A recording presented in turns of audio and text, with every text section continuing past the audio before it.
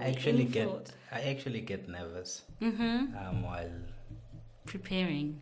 not necessarily preparing. I Yeah. think it's more when I'm sitting with a person. I don't know Yeah. what to think, Yeah. but I get into it within 2-3 minutes. Okay. Right? That's But before we start, thank you for honoring the invitation. We've been rescheduling for quite a long time, That's true. but I'm excited now. I also believe that there could be a reason why, and this time, actually, it's the best time. That's right. So Yeah. thank you for coming. Thank you. Thank you for having me. Well, you're welcome. Hello, P. Hi. How are you? I'm okay. I'm good this morning. How was church actually today? Church was beautiful. They were doing they kicked off a new series on marriage. And for some reason, my husband doesn't go to the same church as me. Interesting. And last night, he was like, "Can I come with you?" And I was like, "Yeah, you can." And I didn't trust that he's going to come because he's not a morning person. And lo and behold, he woke up and then he was like, "Yo, it's a bit cold." And then I thought, "Oh, he's not going to join." But he surprised me and he joined. Okay. It was such a powerful word on marriage and choosing love and choosing kindness. And I was just so happy that he was there, first and foremost, because, it was about husbands and wives and how we communicate in marriage. And yeah, it just felt good. Felt good to have my partner there. Sure. That's actually a nice way to start, but I want us to take it back a little bit, right? Okay. I've met you about 3-4 years ago, just before COVID. That's right. And then we worked together for some time. But before I met B, right, I know the professional B. Yes. How is B? How would you define or define yourself? Yeah. Especially from the childhood memories that you may have. Yeah. Who am I? First and foremost, my name, right? I am named after my mom. She Interesting. is Bongiwe. Okay. Dr. Bongiwe Beja. And then I'm named after her. And then when I was born, because I'm the last born in my family, there's 4 of us, I came home apparently and my siblings were like, we can't call her by mom's name. You're not allowed to say Bongiwe. So they gave me a name, Tandi. Okay. Yeah, so most people from my childhood call me Tandi, and then anyone who knows me from professional life or school knows Bongi. Okay.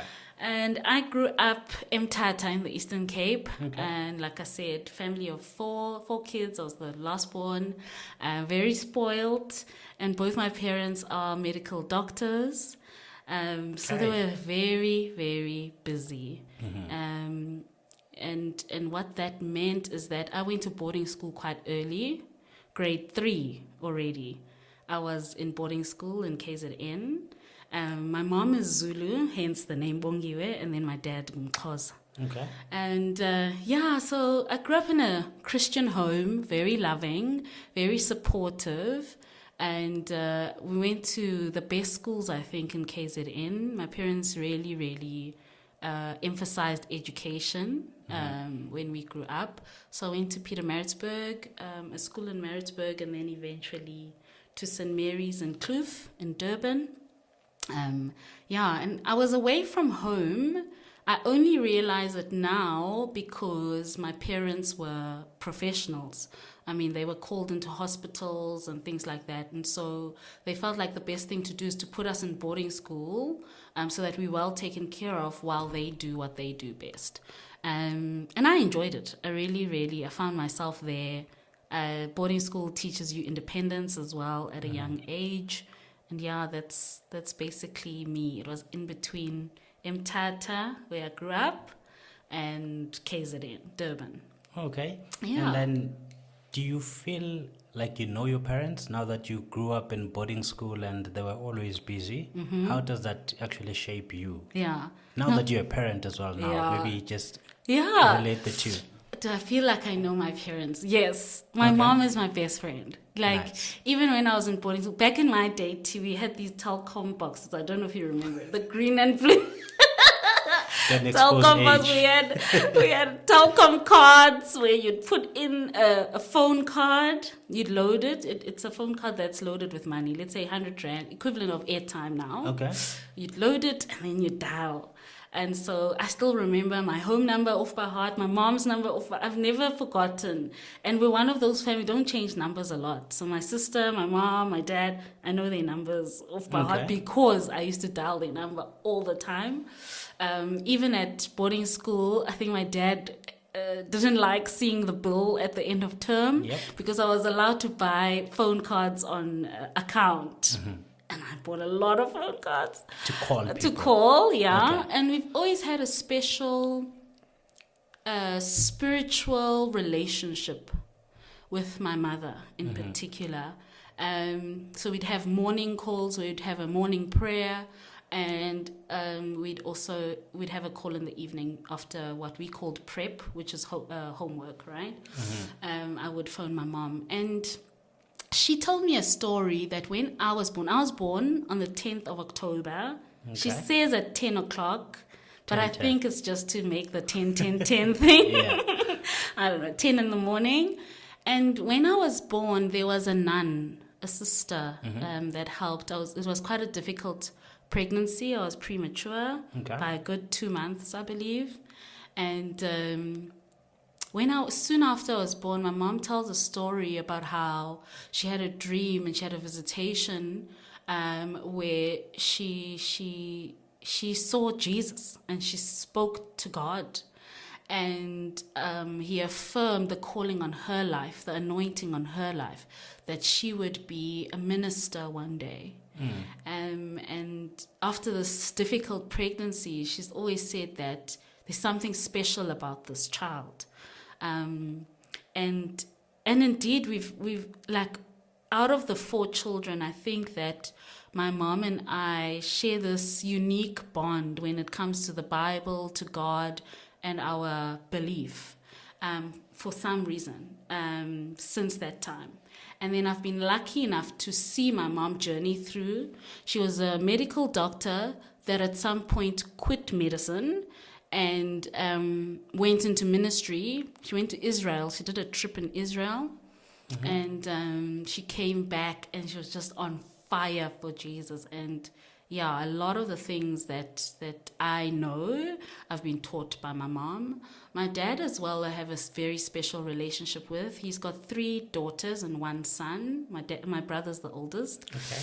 And he calls his daughters DDD, Daddy's darling daughter. Okay. And I've always known I'm DDD. He makes you feel like you are his favorite. But he kind of does it with all 3 daughters. But I'm like clear in my mind about love. He's been a real good example of what an earthly father can give a child. So I've come from, I'm being very blessed. And back to me being a parent now and boarding school and where I stand, I don't want to miss anything in my child's life, my children's lives. So I don't think they are going to go into boarding school as much as it was good for me. I actually enjoy the pickups and the drop-offs and being part of the extramurals and things like that. I think that's the part I miss the most. I was involved in a lot of things at school, and my dad never got to see me play drums, and I was head percussionist of KwaZulu-Natal. Really? Yeah, from like grade 8 till matric. Okay. The KZN Youth Orchestra I was part of, and we played at some really, really cool places in KZN. My mom got to see me in matric, and eventually I played at my dad's church. And then he was like, oh, so that's what I'm paying for in the music lessons. So that's basically that. Okay, that's actually interesting, right? And now, I don't know how to ask this properly, but you're a busy person, right? Do you think it's a reaction of how you grew up and seeing mom and dad being busy, number one? Number 2, I don't know what your partner does, right? And I just want to understand how then your business affects each and everything. Yeah, sure. Definitely. I think that my mom and dad are still busy. They retired and as medical doctors, but very involved in the Anglican Church. They still travel a lot. They're always ministering somewhere. If I phone my dad, he might say, girl, I'm at hospital ministering to someone, or I'm in a meeting, I'm on a Zoom call. Now my parents are also into Zoom. Nice. and things like that. Or, no, we're not at home, we are in Grahamstown, or we had to attend this funeral, etc. So busyness has just been a part of my journey. But it's not busyness without aim. It's usually linked with giving of your time to help others. And that's been a theme in my life as well. My husband is a teacher. Oh, okay. He's a teacher. He's like into me. education. Yes, a science teacher. We met at UCT. Okay. Yeah, on my first day at UCT, we met. Oh, wow. Okay. And he's such a loving character, very down to earth. Maybe not as busy. I think he's got a consistency about him, a grounding about him that makes you, it frees me to do the things I do. He's a constant, he creates a very safe space. And because he's a teacher, he's got school holidays, which I don't have, which school holidays irritate me so much because everyone in my home, kids and my husband, are on holiday. Yeah. And I'm the one that has to get up and work. Oh, I've tried sometimes to time my leave to be the same time as the holiday, but I mean, I can't compete with holidays. Yeah, no, you can't. Okay. Take over. And so he's a very present father. And he allows me to be me. I'm very fortunate that we met that young, because I believe we are friends first before we are husband and wife. And he knew me at my peak, 18, 19 years old. I was president of Investment Society at some point at UCT. The busyness was always there, from like high school to varsity and now, so it doesn't shock him either. In fact, we have a small joke when I'm not busy. It's just like, are you sure there's nothing you're meant to be doing? So I'm very, very lucky and blessed. Sure. That's actually interesting, especially since he doesn't get to do the things that you do, right? The industry that you're in, you get to travel quite a lot. Yeah. And I would suppose that he stays at home then and becomes the mother and the father, right? Maybe the question would be, when you get the chance then to come back, right? What are the 2 or 3 things that you do to make sure that you fill the void of you traveling so much and that your kids get to recover the time and make sure that then the marriage becomes successful? Yeah. You know what? I don't think that that's the thing, is that there's no void to fill. Okay. What happens in our home is that we're a praying family and we create a space where everybody expresses themselves the way that they would like, right? So, for instance, my daughter is a drummer as well now. Like you. She's even better than me. Drummer, musician, very arty. She paints and things like that. My son commands presence. Is a 4-year-old boy that has got his own little, itinerary, and you feel his presence. He's got a confidence about him. He's got his own routine as well. My husband, like I said, he's quite a constant. And then when it comes to me, I do note that I might overcompensate, like my parents did as well, when I'm back, to have like quality time with my family. I love setting up holidays for us or experience things together, having good family quality time. To make sure that we always feel like we're a unit. But in a way, we're also inspiring our children around different careers, right? They can see dad, and when he's in his teaching element, he brings back marking at home. My daughter, when she wants to practice maths, she helps add up the marks and things like that. And with me and my travels, I always try to bring something small back. And so, like today, Kuhle, my daughter, she was wearing the Kenya top that I bought. She wanted to show everybody that my mommy's been to Kenya and things like that. I can tell that, So, we try not to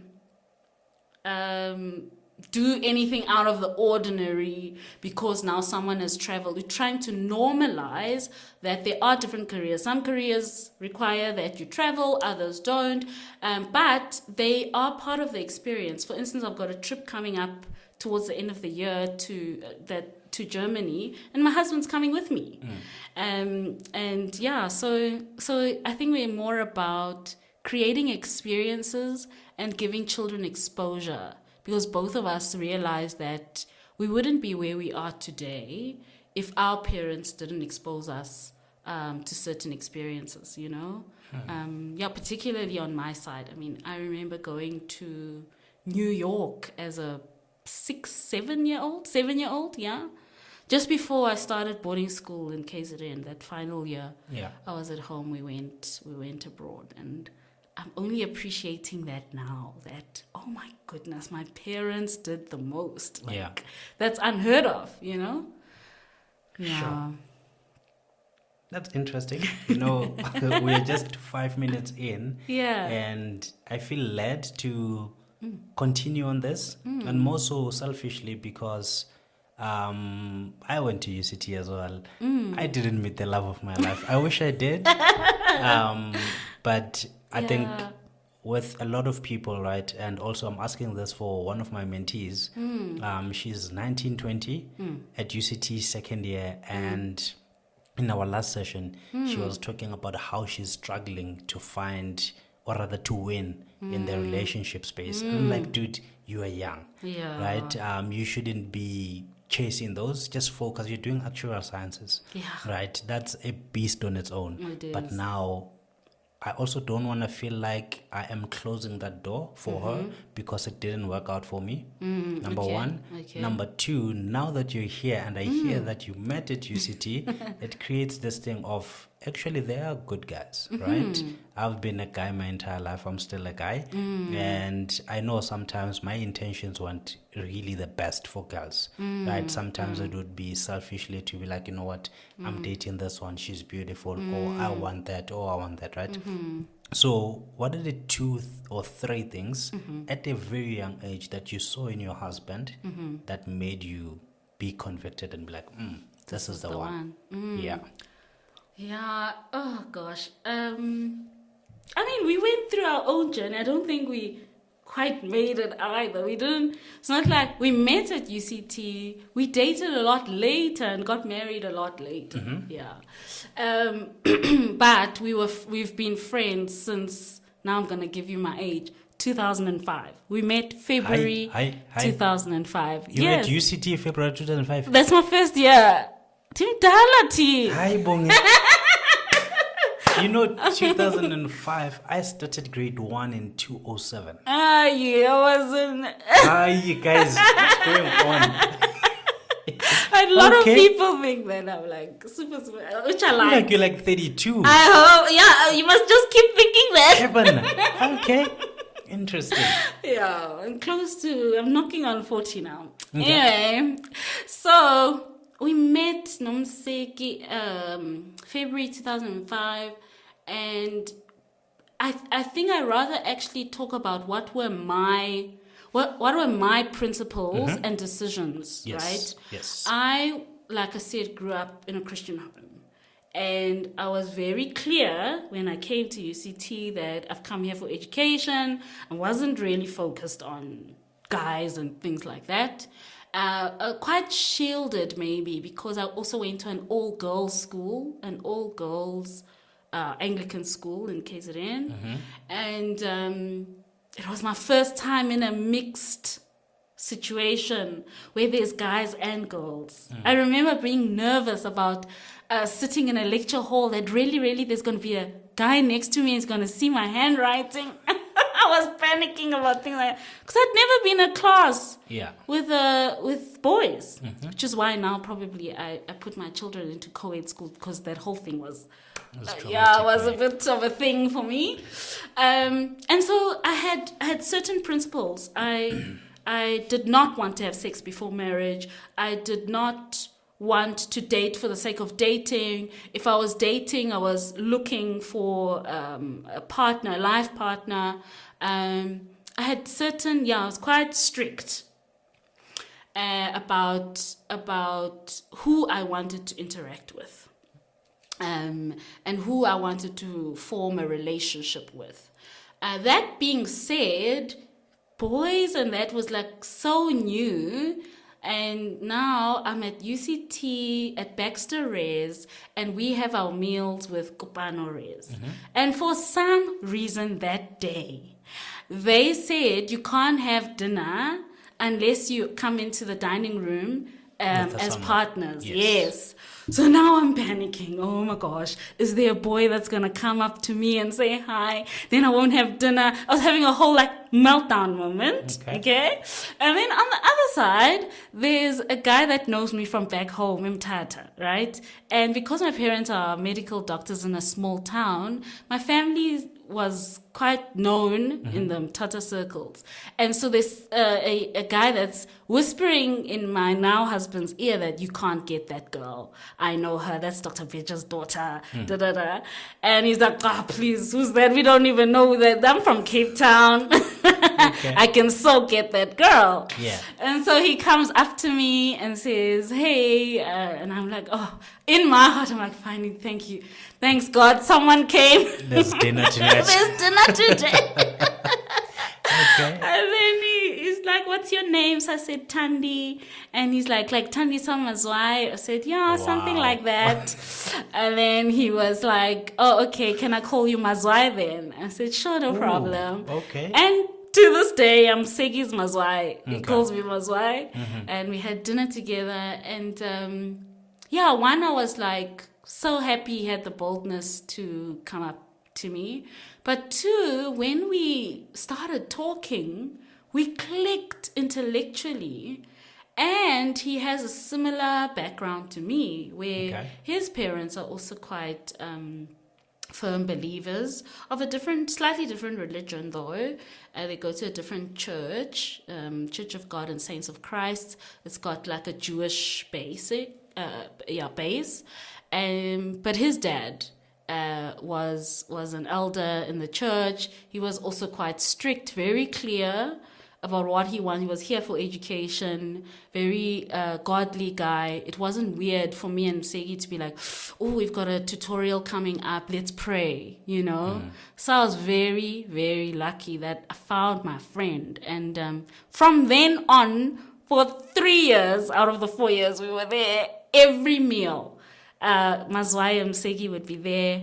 And he was very good at soccer. He was jersey number 11. And his jersey said Msegi Namse. And then I would go and watch the game. And on the days when I don't come, his friends would be like, Msegi's not going to score today because Baxter Wright Mazwai is not here. There was a joke going on campus that, when Mazwai is here, then Msegi scores. It was very, very good. I always tell him that, you see, I would have been a housewife now if you had pursued your... He was so good. I guess I've got my hopes now on my son because he seems to love soccer the way his dad does as well. He's 4. Maybe I'll get another chance. Okay. Yeah. So there's jersey number 11. He can't score when you're not there. Hopefully he was able to score. Yeah. But also now you're saying you're 4-year-old, right? I was picking up into soccer. So what I'm picking up is like a trend. Mom and dad were busy, and you got to be busy. He was a child, but his parents were also kind of busy, right? And now he loved soccer. Your 4-year-old loves soccer. What's going on there? Is it because you knew soccer, or rather he knew soccer, now the son must learn soccer, and you... The music. Yes. Yeah, I don't know. Maki. So back to UCT, right? There was a church I was attending, and the pastor was speaking about Caleb. And how Caleb, in the face of giants, was like, we can certainly do it. Other people saw the giants and they like got scared and everything. But when Caleb went to go see what's happening, he saw the giants. He was like, we can conquer this land. And I wrote in my journal, back it should be 2006, 2007, that God, if you ever blessed me with a child, a boy child, I would name him Caleb. Is it Caleb? Yes. Okay. Maki Caleb Ntsiko. Okay. Is my son's name. And now when Maki was born 4 years ago, and it's just been such a marvel to see him live up to that name. He's not afraid of anything.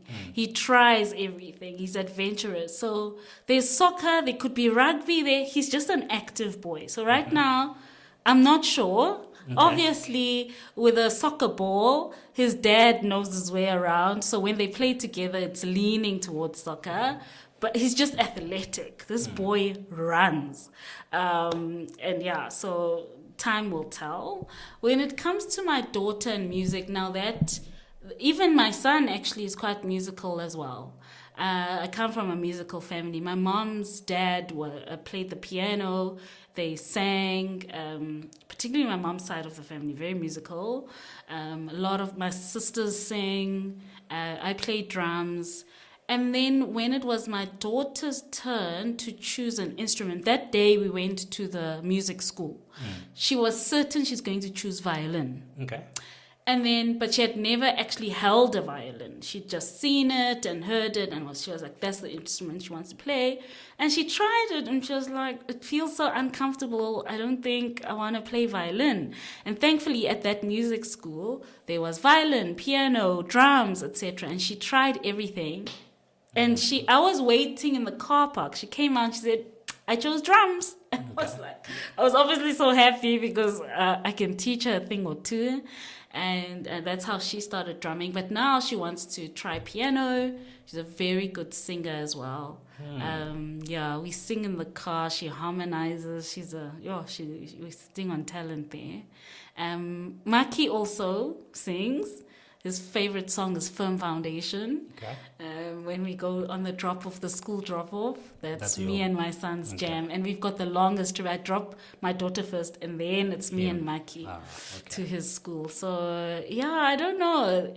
I don't know whether to call it genes or whether we are. We're not imposing anything. Okay. But where we have natural talents, my husband and I, we're able to assist our children. So let's see. Time will tell. Maybe before we go into the business aspect of things, you said you're not imposing things, right? But if there was one thing that you genuinely wanted to impose on a child, what would that be? I have to impose knowing God. Okay. Why? It's the best gift my parents gave me. Interesting. It is the best gift my parents gave me. Like, I don't know how to navigate life without God. And because we are a home of two religions, Msegi goes to church on a Saturday. I go to church on a Sunday. When we started dating, we knew that this is going to be a thing, right? Because both of us are staunch in our beliefs. One doesn't want to leave the other. And the arguments are presented. My dad is a priest. My dad is also an elder. So then we just let things be. We agreed that we believe in the same God and we'll have a godly home. Yeah. And again, won't impose which religion or whatever that our children go to, but they'll just know that their parents love God. And so sometimes, right now, my daughter goes to church with me, my son goes to church with the dad, predominantly. But sometimes I'm at church by myself and they've gone on Saturday with dad. Sometimes I also visit my husband's church. Yeah. And what that has done, interestingly enough, which is what we impose prayer. It's normal in my house to read the Bible. When you walk in, there's a big sign that says blessed. Every room has got a scripture. I think the one, or a scripture or a message, the one in my room says, Waymaker, miracle worker, my God, that is who you are. In my children's room, it says, as for me and my house, we will serve the Lord. In our Braai area, there's a big blessed sign. Okay. So, I mean, you walk into that home, you know that you're walking into a home where there's prayer, where God is at the center. I'm not too picky about how they choose to express that, but one thing it's a non-negotiable is that my children must know. Just because if you strip everything, if my parents hadn't given me the gift of knowing my Lord and Savior Jesus Christ now, I wouldn't be where I am. I wouldn't be. It's such a big part of who I am, how I define myself, how I see the world. I tell them all the time, I tell my mom and dad all the time that thank you for teaching me the word of God. Thank you for raising me the way that you did. And I hope to give the same gift to my children. Yeah. Interesting. Yeah. And interesting that you mentioned that you wouldn't be where you are right now, right? And speaking about where you are, I did a quick LinkedIn search, just searching out business people, or rather business owners, right? And on average, everyone on LinkedIn has 2 or 3 companies, right? I'm like, wait, what? What am I doing with my life, right? That's number one. Yeah. But also, it seems like on LinkedIn, it's a thing to have a business, right? Yeah. And I then went into Google, and then I searched entrepreneur. Trying to understand what it was. I know what it is. Yeah. But I just wanted to kind of search that and understand what it means, right? And then again, it's one of the top things that's searched, meaning that a lot of people are thinking about it, right? And then now I'm like, I'm going to speak to Bongi, and the line of business or the industry that you're in indirectly affects entrepreneurs. That's because right. You help them with what you do. So before me making an assumption of what you do, I want you to describe in your own words, what is it that you do, number one, and why do you do it? Okay, sure. Yeah, I haven't quite gotten to 2 to 3 businesses. I only own one. Okay, that's good. What do I do? Maybe let's start with how I ended up even having a business. Yeah. Because UCT, I was a commerce student. Okay. And I finished my BCom Economics and Finance. I went to Sanlam Investments. And I was pretty much set in the asset management and investment industry, to be honest. I thought I would be an investment analyst and then a fund manager or a portfolio manager, and that's what I was going to do. And I got into asset management. I started in the equities team, and then I was like, no, man, I couldn't have studied all of this just to be in front of a spreadsheet and decide whether a share is a buy or a sell. I just can't. This can't be my life. I had too much personality, I think. And a need, and maybe it comes from my upbringing, a need for community development, hungry to talk to the layman and make them understand what I do with these fancy spreadsheets. Yeah. And so I quickly navigated out of analysis into client services and business development, and spent 8 years in the investment management industry, primarily in client services and business development. And what that meant is that I could explain to trustees, to pension fund trustees, to ordinary people what investments is, and why putting aside for your retirement is important. I was more on the institutional side, which means I was working with businesses, not individuals in the retail side. And I did that, and then for 8 years, and then I was a very ambitious young girl, and I stumbled across a degree called the MCOM Development Finance. and it had a stream at the time called Sustainable Responsible Investing. And because I wanted to be CEO of Sanlam Investments one day, Okay. I also went onto LinkedIn. This is now 10 years ago. Yeah. I went into LinkedIn and I researched CEOs of asset management firms.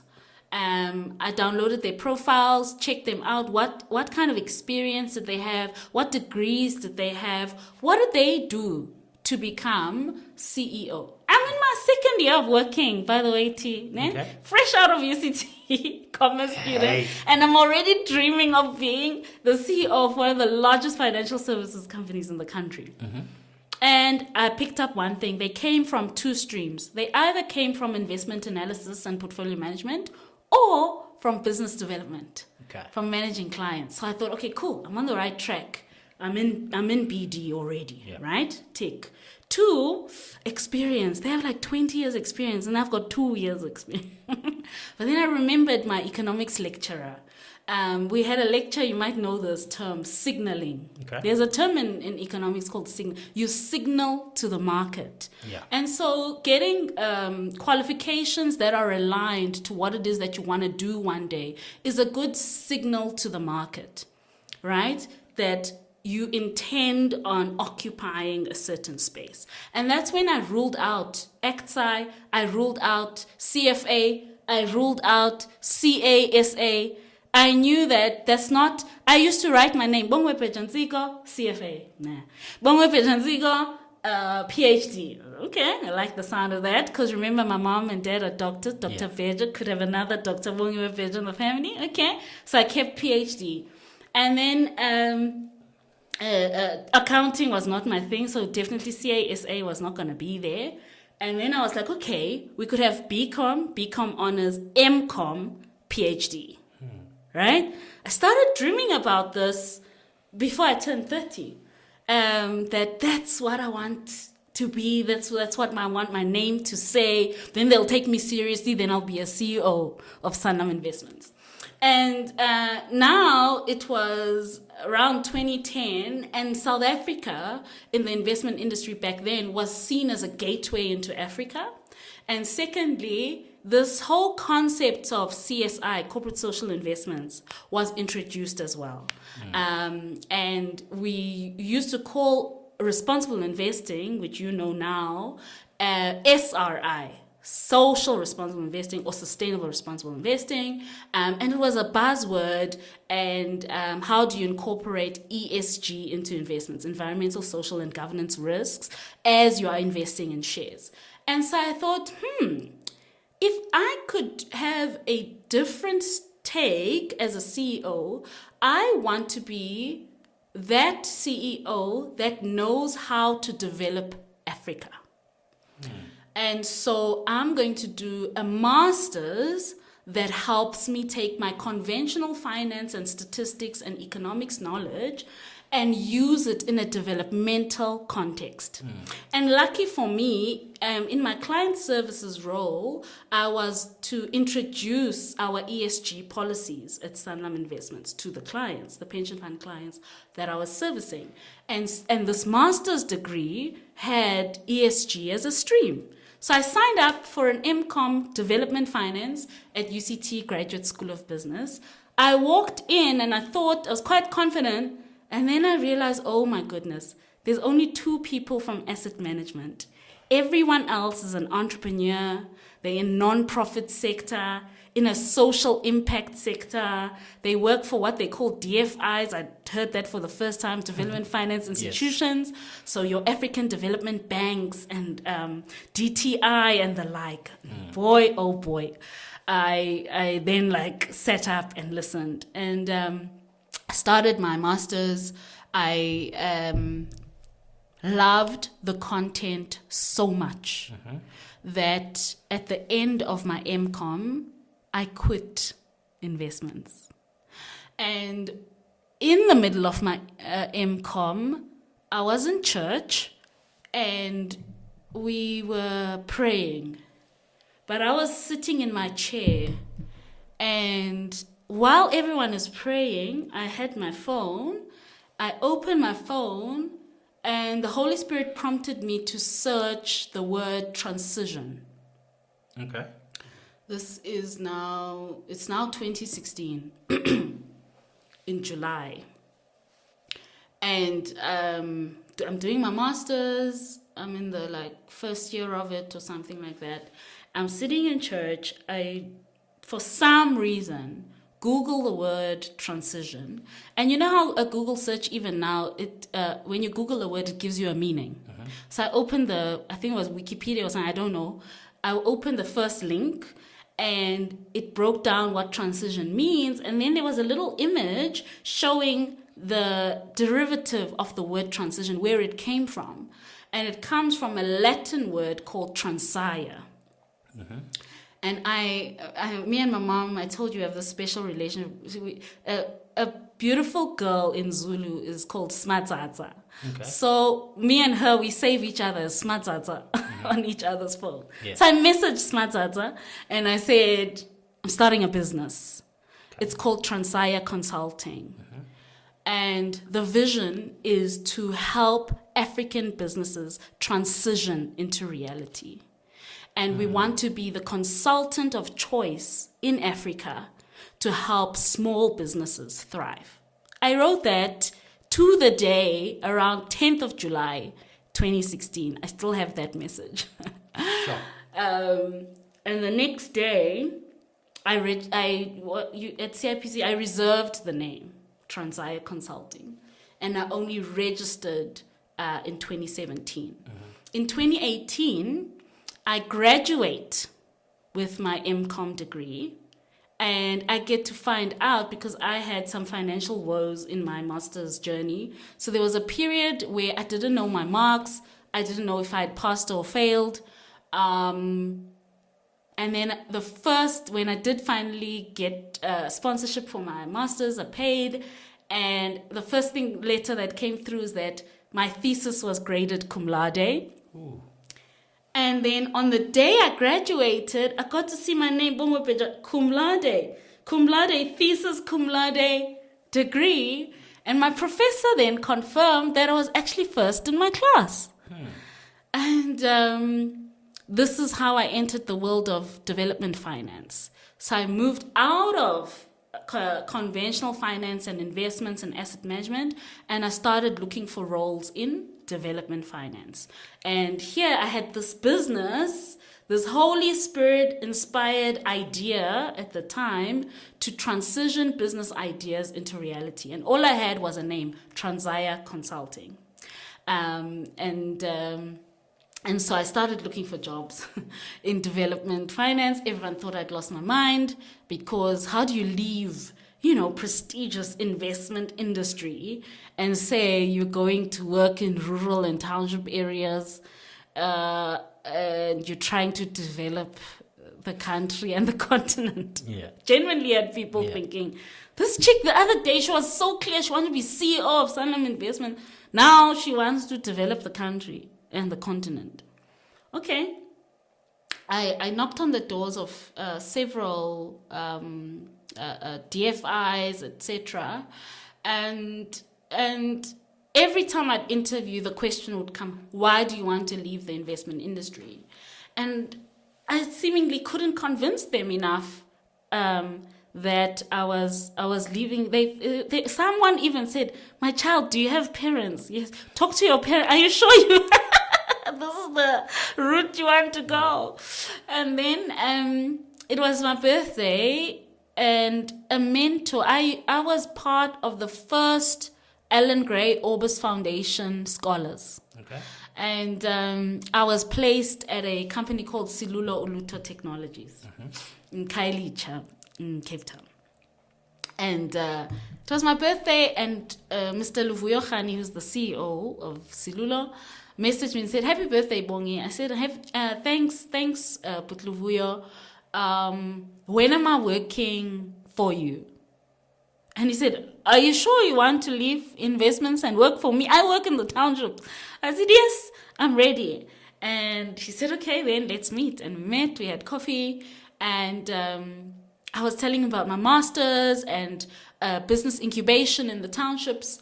And then he opened his laptop. He showed me a plan. He was launching the first business incubation center in Mitchell's Plain. And he said he was looking for a general manager to head up this project. And I said, I'm your girl. I now have investment knowledge and I want to bring that to the township. And that's how I entered the world of development. I was hired as general manager of Silula Uluto Technologies. Yeah. Interesting. Yeah. Yo. So now you've got this experience. You go into the townships. You learn about businesses in the townships. That's right. What are the 3-4 mistakes that you see entrepreneurs in the townships make and eventually cause their businesses to fail? I actually think that it's such a privilege to watch township businesses. The innovation that I see there is just amazing. Some of the most beautiful business models that are what I call indigenous solutions is what I see. And then the pitfalls are normal, even with urban-based entrepreneurs. It's very much linked with compliance and not prioritizing compliance.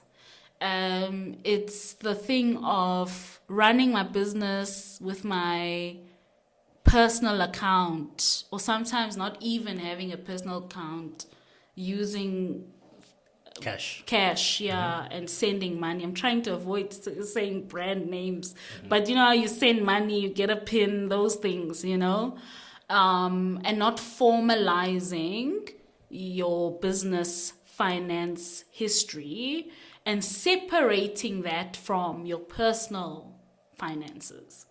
That is a very big pitfall. And eventually it does sometimes cost the business because business cash flow becomes personal cash flow. It gets mixed up. If you speak to anyone, township, urban, whatever, what's your biggest challenge? I need finance, access to finance. Okay, Bongi brings the funders to you. You get the funding. And then next thing now, you're on the news or you've lost the funding or we watch you on I Blew It because you didn't separate The two. personal finance from business finance, and also have the discipline around business finance. Business finance works differently to personal. And if you want to, there's nothing wrong with drawing a salary and having that, then you can you can buy the BM, you can buy the house, you can be balling, go to Konka, do the things, right? Go to Dubai, it's okay. But in business finance... Why are you fetching me? I'm not. But business finance is a thing. And then taxes, taxes are another thing that trip us up as business owners. I think it's just not emphasized enough, right? That you've got to pay your taxes, honor your taxes, you've got to, and also know the type of taxes and keep compliant. Even when you aren't trading, you still, like me, I registered the name Transai and registered the business in 2017. And I only really started trading in 2019. But between 2017 and 2019, I was filing 0 tax returns to keep my compliance. So that's another thing. So yeah, I think compliance is generally a big thing across entrepreneurs. And then the knowledge of what we call in entrepreneurship the J curve, right? Okay. Where you start usually with 0 with your own, and then you dip into your own finances. So you're in the red effectively. And hopefully your business picks up and we call it breaking even, right? Where you recover that money that you used and your business is making enough money now. Then to survive that, it does a shape like a J curve, right? Yeah. you move from break even and you start your growth phase. A lot of small businesses, they call it the valley of death, kind of die here. We are so used to dipping in our finances. We even sometimes glorify this journey of, I started with nothing. And then it was just 500 Rand in my account. This is what I did and whatever. And then we finally break even. But because you normalized running your business, but you weren't being fed, you weren't taking care of yourself. In the growth phase, we kind of bring that mentality there, and that can starve your business. You need to take care of yourself as an entrepreneur. Take care of yourself, take care of your staff if you have your team, and grow in a holistic and healthy manner. Are some of the things that I see, and that's why I'm so happy that Transaya exists, because that's exactly what we do. It's business advisory. We work with entrepreneurs where we help them with some of these conversations. We help with compliance, and then I borrow from my investment experience and help with fundraising. That's basically the three pillars of your business. So it's fundraising, it's compliance, and business advisory. Interesting. Yeah. So that's what we do. Okay. Actually, that's interesting, and obviously I know more about it. But what I love mostly about your business, it's the help that you lend into entrepreneurs, right? Yeah. I think there was one time we were speaking and I told you I'm kind of doing something similar where I'm more focused on finance and accounting, but you cover the holistic view of it. That's right. And the reason why, it's because also I've seen how people who lack financial literacy actually struggle in business. That's right. A business in a township, let's say Kailicha, for example, that makes 10,000 rands a month. That's a healthy cash flow given the environment. Exactly. But the people actually take that and can't distinguish between my 10,000 or the business 10,000. That's the thing. Right? And that's where I kind of come in and bridge the gap. Yeah. So I actually love what you do, right? Maybe the second last question before we close would be, we've spoken about what businesses fail at, right? Which is compliance and stuff. But what is the one thing that you think township entrepreneurs have as an advantage? And if they could maybe sit on it or pursue that one thing properly, they would be the most successful entrepreneurs. Yeah, your township entrepreneurs. I love it. Remember, so after I quit investments, first job in the development sector was with Silulo Uluto Technologies. Yes. And by that time, so as a second year UCT student, I had the honor and privilege of working at the first Silulo Uluto store in Kailicha, where I was helping mamas put together the CVs of their children, because the mom or granny that was taking care of this matriculant had never touched a computer before, but they saw that their kid is talented and they wanted their child to go to the best university. And I'd help them with putting together the application to the varsity and drawing up their CVs if they wanted to get jobs. It was at that granular level. So you can imagine, I left the suits and heels and everything of asset management, and there I was typing CVs and things like that at Silulo. And what I learned on reflecting, which I hold true with every township entrepreneur that I meet today, I studied the Silulo as a case study, the Silulo business model. And I was like, you know what? What God has blessed the Khani brothers with is a problem to solve. That is the key advantage. I mean, we learn this. We learn this in economics and finance, that entrepreneurship is a response to a problem. But you need to internalize this thing. In a township, there's often waste issues, there's water issues, there's internet inequality, you can turn all these problems into businesses. And that becomes the solution to the. So that's the advantage. You've got so many things to solve that it births proper innovation and businesses. I took then my master's knowledge and made a call that Silula's business might last 5 years if they're lucky. Why? If you look at the US or Europe and you take an internet cafe, that model of business had a finite life. It had a definite time frame. It started and it ended. If you go to the US today and you ask for an internet cafe, people will laugh at you. There's not a single one. But there were many. And then it morphed into workspaces, coffee shops that have access to Wi-Fi, etc.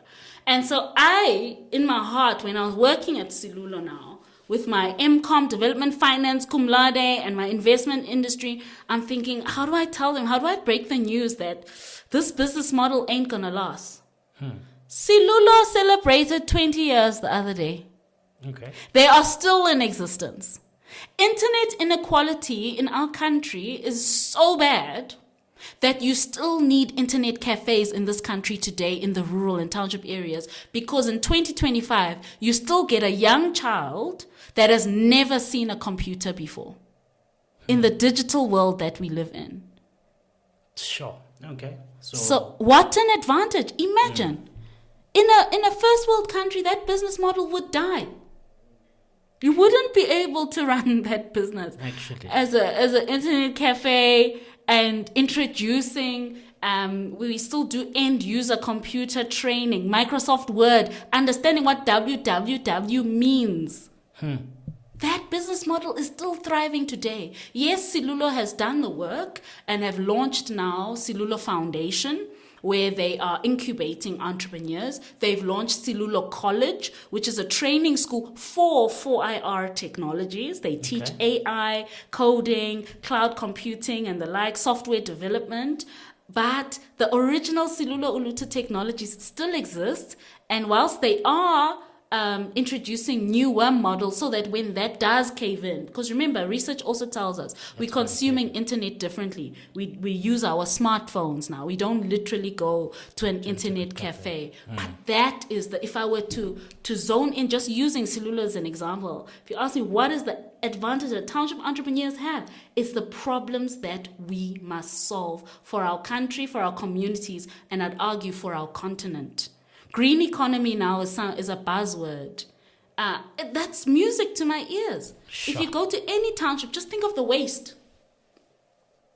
You know, when you land in Cape Town, you on an aeroplane, the first thing before you land at OR Tambo, you see the shacks, you see how dirty it is. That's a business there. That's innovation waiting to happen. If someone could turn that waste into biogas, turn it into organic fertilizer, that's a business. Turn waste into wealth, right? If we look at the news and we hear that there's an outbreak somewhere, children got sick because of the water, there was dirty water. Filtration of water systems, that's an entrepreneur, that's a solution waiting to happen. And some are happening in the urban area. Urban areas got filtration systems, they're cool. In the township, we still have, exactly. Sure. So it's brimming with opportunity. Our millionaires, our wealth generators are going to come from, I'm convinced, township, rural areas, and young people in Africa. Because we just have that many problems to solve. And whilst that is an issue, I don't want Africa to be known for poverty, for crime, for inequality. I want it to be known for its creative capacity, for innovation, right? So we can literally turn that story around. And that's why I get up in the morning, to be honest, and do this development work. That's why I'm wearing even this T-shirt that says I'm Africa's greatest story. Okay. It's a reminder to myself that I've got to play my part in developing Africa. Because when I look at Maki's eyes, my son, my 4-year-old, when I look at Kuhle's eyes, my daughter, I can't have them sit in a podcast like this in 10 years' time and say, Africa is still developing. No ways. Sure. Interesting. Okay, so I'm opening this book because I've got a closing tradition where I get the last guest to leave a question that they want answered by the next guest. Okay. Right? And she didn't know she was leaving this for you, obviously. Okay. But I think you've answered it already. It says, what is your purpose and how do you know that you're living in it? Okay. Yeah. My purpose, I got to know my purpose that day when I sent that message to Smartzaza. And I didn't know that that was actually my Your calling purpose, and my yeah. purpose. Yeah. And it's been a beautiful journey of really understanding that I was born to develop Africa through helping entrepreneurs and helping young people. If I were to summarize who I am, I'm a youth development and SMME development specialist in Africa. And it was no mistake that I left the investment industry. I found the masters that I found, thinking naively at the time that I'd be CEO of a financial services company. Today I'm CEO of my own company and have such fulfillment. You couldn't pay me enough to go back into asset management. I think that profession is needed, but I also think that we shouldn't be shy about where we come from. I come from a small town, Imtat, where everyone knows everyone. You literally are allowed to ask, "Oh, do you know Bongi from Umtata?" You know, it's that small. Where yeah, I've just been privileged to play my part, and I believe in like grassroots level change. That if I have this mindset that I've got a responsibility to develop my community, and you have that mindset, collectively we are developing South Africa. Collectively we are developing Africa and literally putting our continent back on the map. So I know that I'm living in my purpose when I see the eyes light up of an entrepreneur that came to Transaya Consulting, struggling with their compliance, didn't know where they could get finance. We helped them through, and they cannot believe that they won that grant or they're in a healthier position.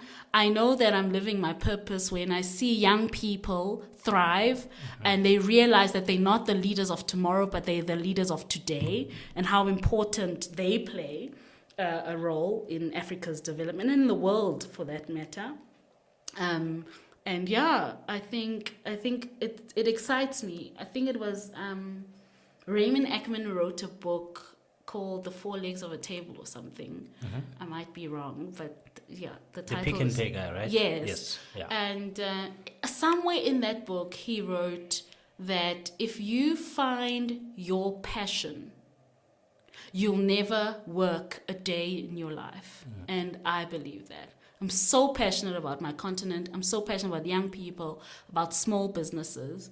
I don't feel like it's labor. I actually feel like I've got a responsibility, you know? And hence the busyness. It's like, what's next? What else? What next problem do I need to solve? Yeah. So yeah, that's me. Bongi, thank you so much for sharing the knowledge. I think it's always fascinating talking to you, right? I get to learn so much. And I think I love that you said township entrepreneurs, their biggest advantage is the problems that they are facing, right? And I hope one day we could host conferences and literally just bring light to their eyes to say, guys, you've got so many problems which you're sitting now on your dream of becoming a millionaire, of becoming a billionaire, of driving that GTI, the BMW and whatnot.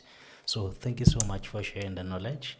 And I hope to have you again to chat more about some of the work that you've done, but more so, how can people get into Transaya and go deeper into the things that you do so that people understand? Because now it's like business advisory, and then someone in the township might think, what is that? Yeah. And it's expensive and whatnot. Yeah. So hopefully, again, soon we'll make time and we'll talk about that. Awesome. Thank Thanks, you. Bongi. Thank you. Sure.